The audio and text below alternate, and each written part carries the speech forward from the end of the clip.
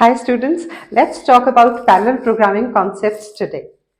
So यहाँ पर in the world of computer science you can say the entire concept of parallel programming depends on 3Ds of threads within an application.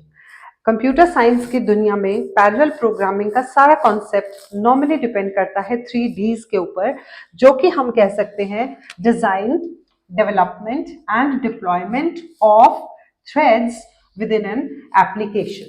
Okay, तो यहाँ पर guys हम बात करेंगे आज कॉन्सेप्ट्स ऑफ पैरेलल प्रोग्रामिंग की. और अगर आपने अभी तक हमारा चैनल सब्सक्राइब नहीं किया है तो प्लीज सब्सक्राइब करिए, शेयर करिए, लाइक करिए. और यहाँ पर हम देखते हैं what do we mean by design of threads. So design of threads से हम क्या समझते हैं? डिजाइन ऑफ थ्रेड्स का गाइज मतलब है कि identifying activities that can be executed in parallel. Okay, so यहां पर हम कह सकते हैं identifying activities which may be executed in parallel. ठीक है, पहली बात तो ये. दूसरी बात क्या है कि यहां पर इंटरडिपेंडेंसीज को भी फाइंड आउट करना.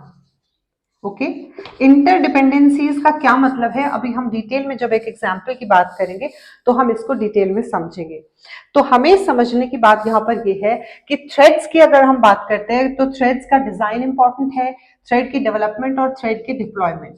लेकिन उससे पहले ये आइडेंटिफाई करना कि कौन सी एक्टिविटीज है जो पैरेलल में एग्जीक्यूट हो सकती हैं और कुछ जो पैरेलल में एग्जीक्यूट नहीं हो सकती हैं, तो उनके अंदर इंटरडिपेंडेंसीज क्या है.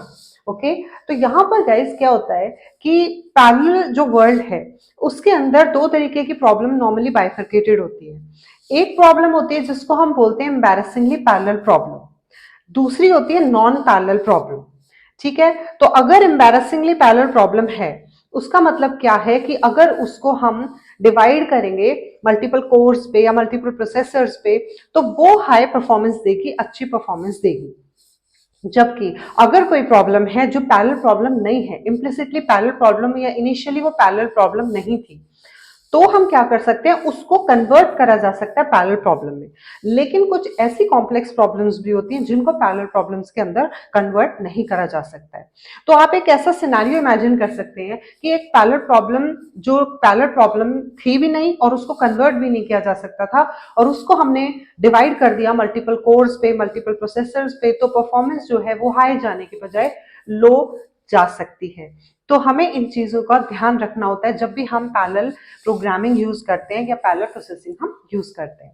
Okay, so now the next thing is which is very important here is decomposition. ठीक है, डीकॉम्पोजिशन का मतलब है this is related with a problem in parallel computing. ठीक है, now what do we mean by this? What is a problem? कुछ problem होगी जो हमें सॉल्व करनी है और उस प्रॉब्लम को डिकम्पोज करने की बात करी जा रही है यहाँ पर. ठीक है, मल्टीपल प्रोसेसर्स पर या मल्टीपल कोर्स पर यूजिंग डिफरेंट थ्रेड्स.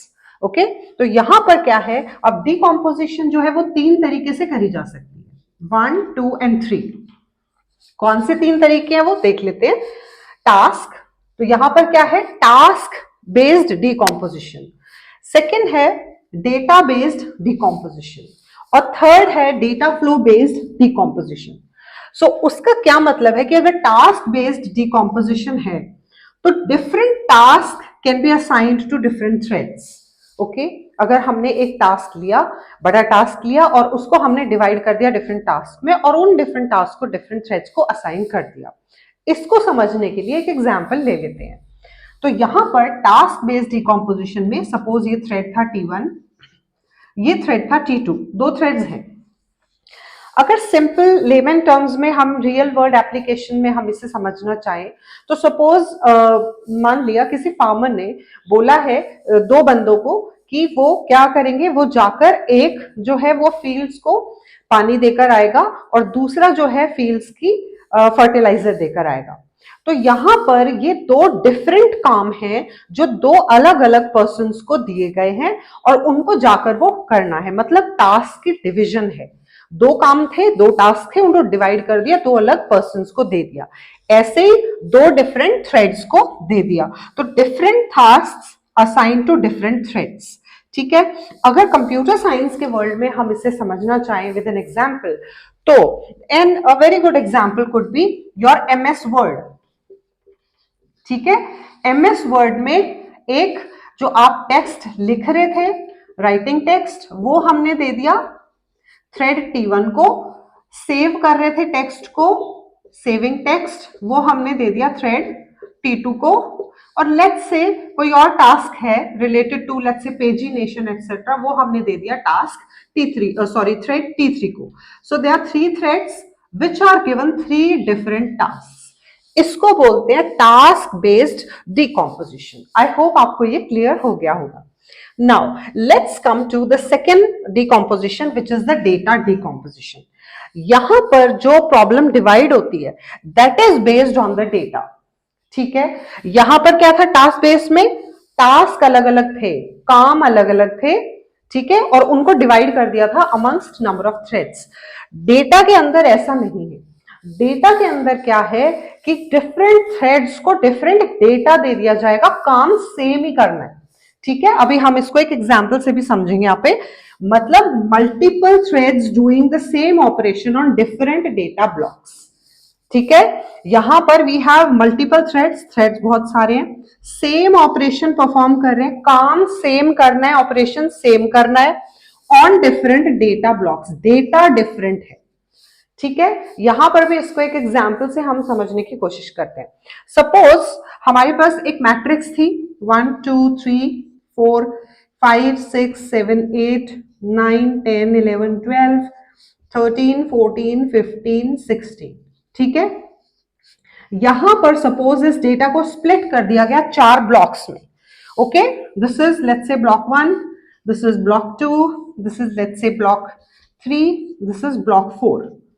ओके, तो 4 डिफरेंट ब्लॉक्स में इस डेटा को डिवाइड कर दिया गया। यहां पर हमें 4 थ्रेड चाहिए, एक thread for this. Let's say हमें ऑपरेशन परफॉर्म करना है summing up of the elements, right. तो यहां पर ऑपरेशन क्या रहेगा, समिंग अप। ऑपरेशन सेम है जो परफॉर्म करना है इन डिफरेंट डेटा ब्लॉक्स पे, काम सेम है, ऑपरेशन सेम है, लेकिन डिफरेंट डेटा के ऊपर वो परफॉर्म करना है। एक ऑपरेशन जो है वो परफॉर्म होगा एडिशन का ही, लेकिन वो इस ब्लॉक पे होगा। दूसरा परफॉर्म होना है लेकिन वो इस डेटा ब्लॉक पे होगा। तीसरा होगा जो इस डेटा ब्लॉक पे होगा, और एक और होगा जो इस डेटा ब्लॉक पे होगा। बात समझ आ गई?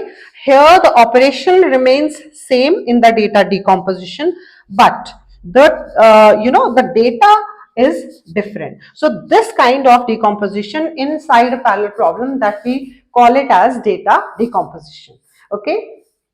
तो यहां पर आप देखोगे ये टिपिकल जो है ज्यादातर जीपीयूज पर जो है करा जाता है। अभी हम बात करेंगे उसकी भी, what is graphical processing unit. तो काफी अच्छा काम यहाँ पर जो है मल्टी कोर्स पर जीपीयूज पर होता है डेटा रिलेटेड। तो we will see how that is done, उसका भी एक एग्जाम्पल लेंगे। ठीक है, तो next let's come to the third kind of composition which is the data flow composition. Okay, so here what happens is the thread output of one is input to the next. Now this is quite interesting. इसमें ऐसा लग रहा है कि जो data decomposition है वो इस तरीके से किया जाएगा कि पहले इंटरडिपेंडेंसीज देखी जाएंगी अमंगस्ट डिफरेंट थ्रेड्स। ठीक है, और फिर उनके बाद जो डेटा फ्लो है वो देखा जाएगा, और उस डेटा फ्लो को देखकर ही ये डिसाइड होगा कि जो इसका डिकॉम्पोजिशन है वो क्या रहेगा। ओके, और यहां पर जो एक थ्रेड का आउटपुट होगा वो दूसरे का इनपुट होगा। ओके, इसको समझने के लिए लेट्स टेक वन एग्जांपल। हम सबको पता है फिबोनाची सीरीज क्या है। ओके, लेट्स से F2 निकालते हैं F0 प्लस F1, फिर हम F3 निकालते हैं F1 plus F2, then F4 is computed as F2 plus F3 and so on, right. तो यहां पर डेटा का कुछ फ्लो है और एक थ्रेड का जो आउटपुट है वो दूसरे का इनपुट है। हाउ? हमें पता है ये इनिशियली अगर 0 1 हमने लिया है तो जब तक F2 कंप्यूट नहीं होगा तब तक F3 कंप्यूट नहीं होगा। Why? Because the output of this thread, जो थ्रेड ये कंप्यूट कर रहा होगा उसका, लेट्स से इट्स T1, उसका जो आउटपुट है that will be fed as an input to the next thread, okay, which is the T2 and so on.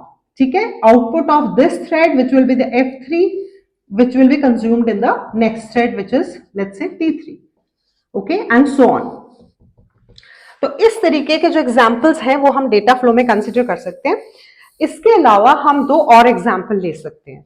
Okay, बहुत इंटरेस्टिंग है जो डेटा फ्लो से रिलेटेड है. Alright, one can be an example in OS. Okay, what can that example be? Producer consumer problem. Okay, so let's talk about the producer consumer problem. Okay, तो producer consumer problem में data flow decomposition किस तरीके से है कि जब तक producer जो है वो एनफ या सफिशिएंट डेटा नहीं प्रोड्यूस करेगा, consumer will not be able to consume it. Okay, so there is some kind of a data flow which is being consumed from the first thread and that is being fed as an output to the next thread. All right, similarly एक और example हम ले सकते हैं compilers के अंदर data flow में ही. कैसे? We know that there are different kinds of steps in compiler design, right.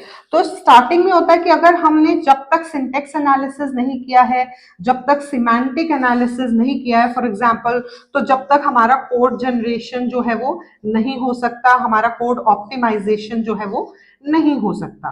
ठीक है, तो here also there is some kind of a data flow which is going into the problem, and actually if you assign or allocate some threads to the initial phases of this compiler, there has to be some kind of output which is getting retrieved out of those phases and which need to be fed to the next phases. So that is how this also forms a very good example for the data flow decomposition.